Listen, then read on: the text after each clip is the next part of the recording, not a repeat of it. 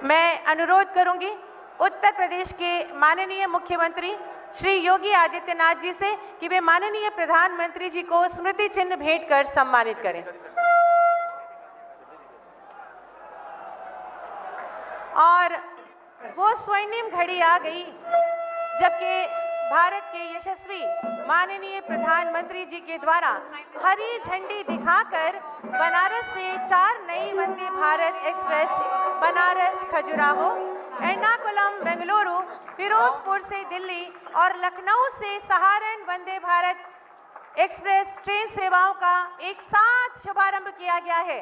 आइए जोरदार तालियों के माध्यम से इन सौभाग्यशाली क्षणों का स्वागत अभिनंदन करें। भारत माता की, भारत माता की, भारत माता की। आज भारत के रेल इतिहास में एक और स्वर्णिम अध्याय जुड़ गया है। जोरदार तालियों से इन ऐतिहासिक क्षणों का अभिनंदन करें।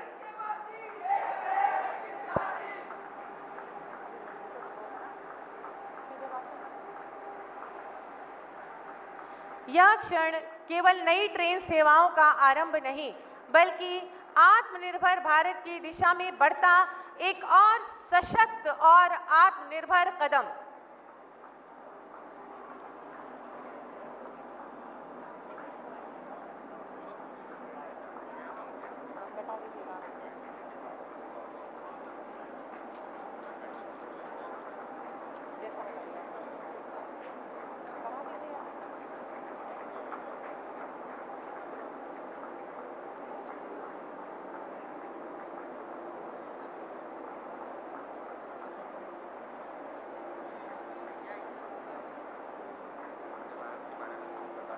बोलो।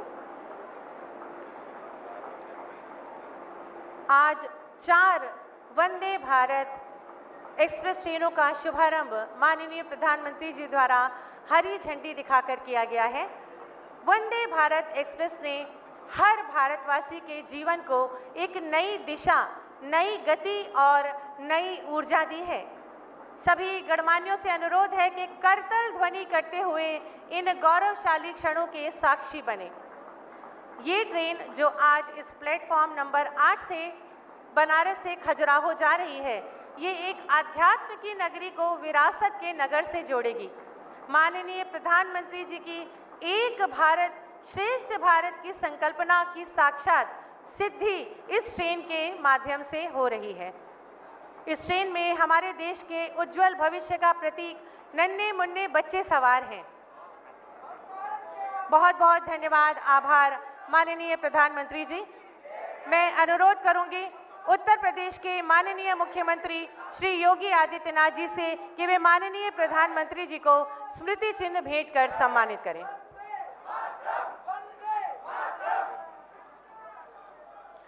स्वागत, अभिनंदन, वंदन माननीय प्रधानमंत्री जी। अब मैं अनुरोध करूंगी माननीय केंद्रीय रेल मंत्री श्री अश्विनी वैष्णव जी से कि वे माननीय प्रधानमंत्री जी को स्मृति चिन्ह भेंट कर सम्मानित करें। आपका स्वागत है, अभिनंदन है, वंदन है माननीय। बहुत बहुत धन्यवाद, आभार माननीय। अब मैं बहुत ही आदर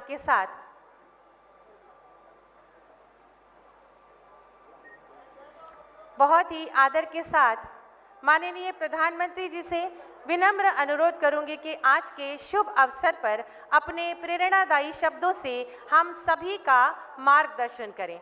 आप सभी जोरदार तालियों के माध्यम से माननीय प्रधानमंत्री जी का स्वागत अभिनंदन करें।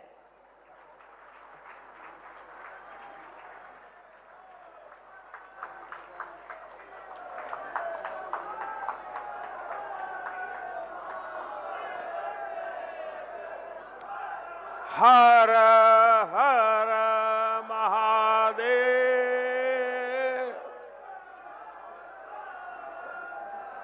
नमः पार्वती पतये। हर हर महादेव। उत्तर प्रदेश के ऊर्जावान मुख्यमंत्री योगी आदित्यनाथ जी,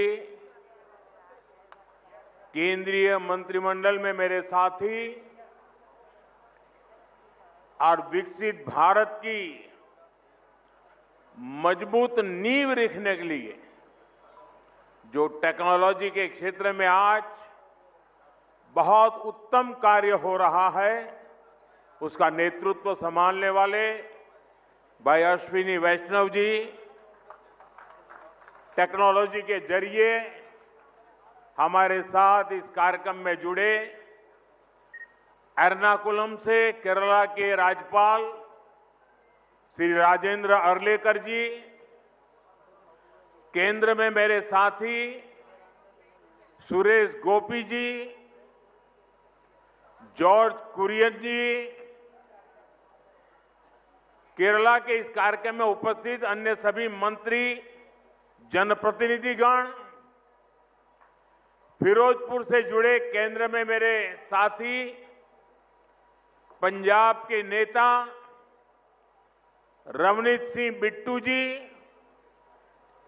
वहां उपस्थित सभी जनप्रतिनिधि, लखनऊ से जुड़े यूपी के डिप्टी सीएम ब्रजेश पाठक जी, अन्य महानुभाव और यहां उपस्थित काशी के मेरे परिवारजन,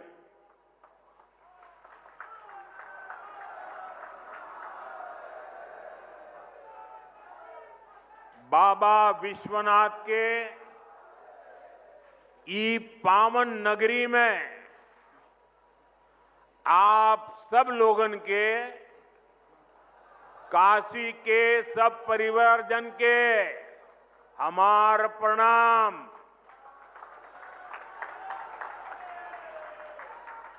हम देखनी देव दीपावली पर कितना अद्भुत आयोजन भइल। अब आज का दिन भी बड़ा शुभ है। हम ई विकास पर्व के आप सब लोग के शुभकामना देत है। साथियों, दुनिया भर के विकसित देशों में आर्थिक विकास का बहुत बड़ा कारण वहां का इंफ्रास्ट्रक्चर रहा है। जिन भी देशों में बड़ी प्रगति, बड़ा विकास हुआ है, उनके आगे बढ़ने के पीछे बहुत बड़ी शक्ति वहां के इंफ्रास्ट्रक्चर डेवलपमेंट की है।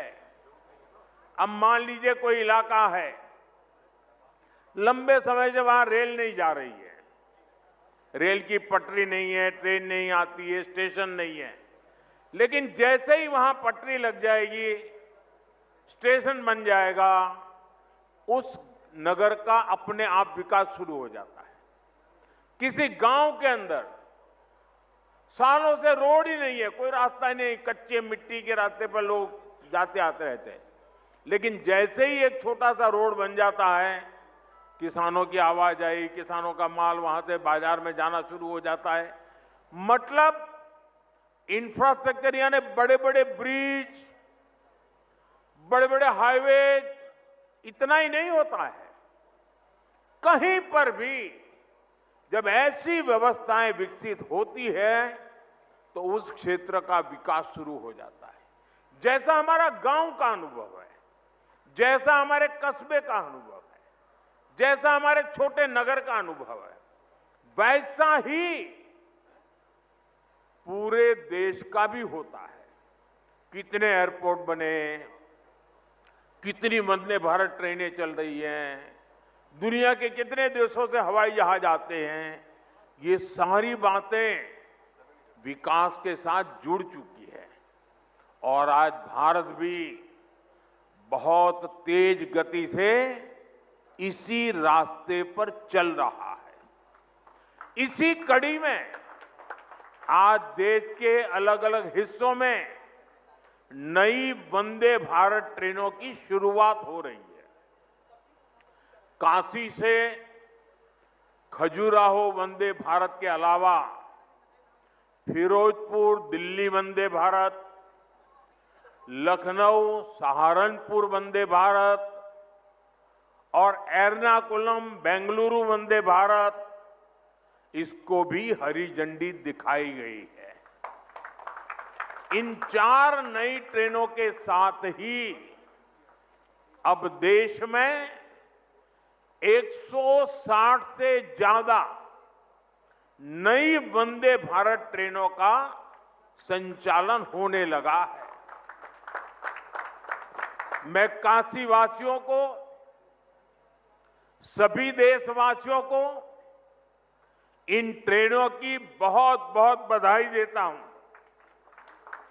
साथियों, आज वंदे भारत, नमो भारत और अमृत भारत जैसी ट्रेनें भारतीय रेलवे की अगली पीढ़ी की नींव तैयार कर रही है। ये भारतीय रेलवे को ट्रांसफॉर्म करने का एक पूरा अभियान है।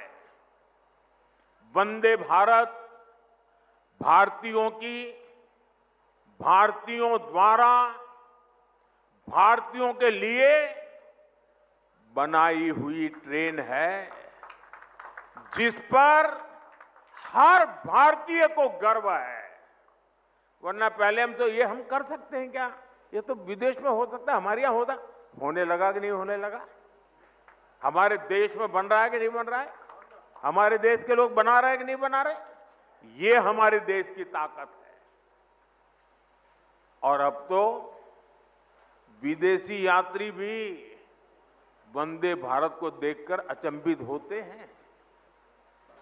आज जिस तरह से भारत ने विकसित भारत के लिए अपने साधनों को श्रेष्ठ बनाने का अभियान शुरू किया है, ये ट्रेनें उसमें एक मील का पत्थर बनने जा रही है।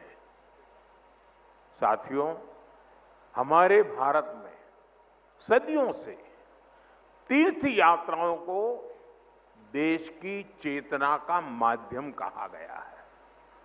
ये यात्राएं केवल देव दर्शन का मार्ग नहीं है, बल्कि भारत की आत्मा को जोड़ने वाली पवित्र परंपरा है। प्रयागराज, अयोध्या, हरिद्वार, चित्रकूट, कुरुक्षेत्र, ऐसे अनगिनत तीर्थ क्षेत्र हमारी आध्यात्मिक धारा के केंद्र है। आज जब ये पावन धाम वंदे भारत के नेटवर्क से जुड़ रहे हैं, तो एक तरह भारत की संस्कृति, आस्था और विकास की यात्रा को जोड़ने का भी काम हुआ है। ये भारत की विरासत के शहरों को देश के विकास का प्रतीक बनाने की तरफ एक अहम कदम है। साथियों, इन यात्राओं का एक आर्थिक पहलू भी होता है, जिसकी उतनी चर्चा नहीं होती। बीते 11 वर्षों में यूपी में हुए विकास कार्यों ने तीर्थाटन को एक नए स्तर पर पहुंचा दिया है। पिछले साल बाबा विश्वनाथ के दर्शन के लिए 11 करोड़ श्रद्धालु काशी आए थे।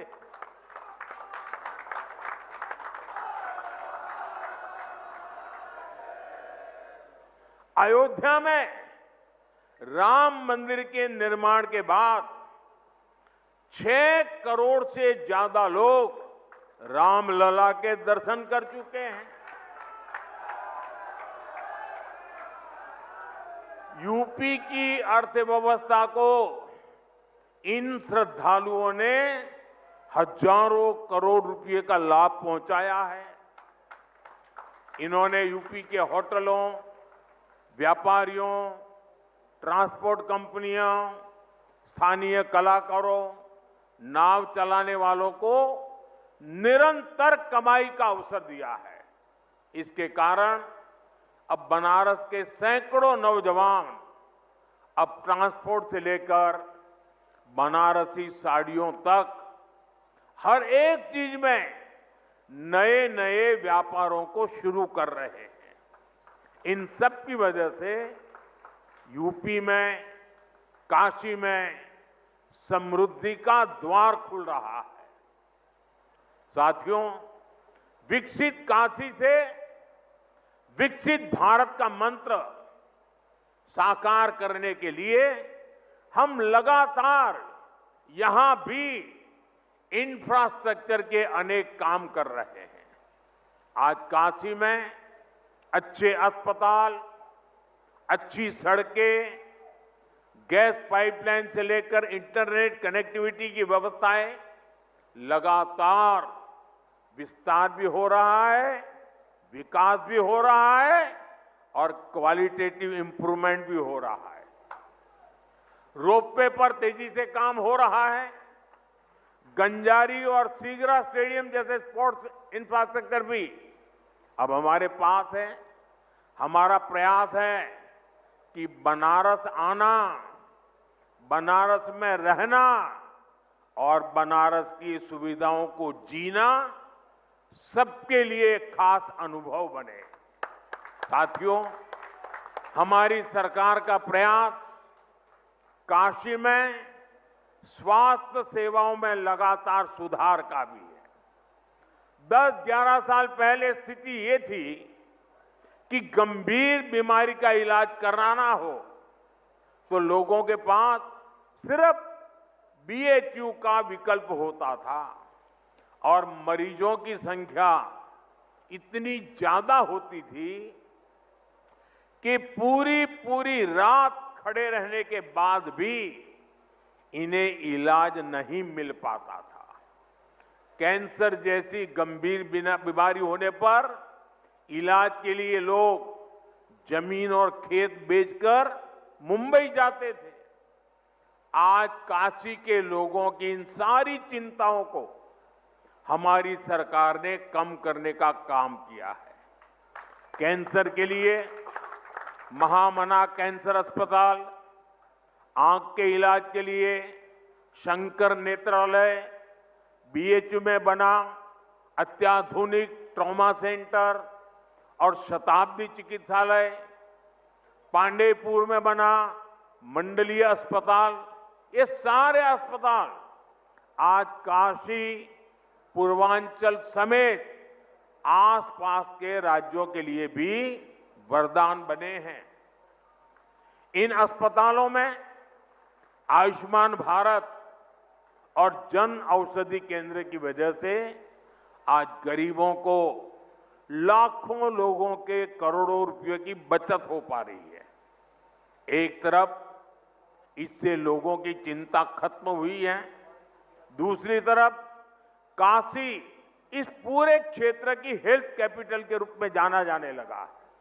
साथियों, हमें काशी के विकास की ये गति, ये ऊर्जा बनाए रखनी है ताकि भव्य काशी तेजी से समृद्ध काशी भी हो और पूरी दुनिया से जो भी काशी आए वो बाबा विश्वनाथ की इस नगरी में सभी को एक अलग ऊर्जा, एक अलग उत्साह और अलग आनंद मिल सके। साथियों, अभी मैं वंदे भारत ट्रेन के अंदर कुछ विद्यार्थियों से बात कर रहा था। मैं अश्विनी जी को बधाई देता हूं, उन्होंने एक अच्छी परंपरा शुरू की है। जहां वंदे भारत ट्रेन का शुभारंभ होता है, उस स्थान पर बच्चों के बीच में अलग अलग विषयों पर कंपटीशन होती है।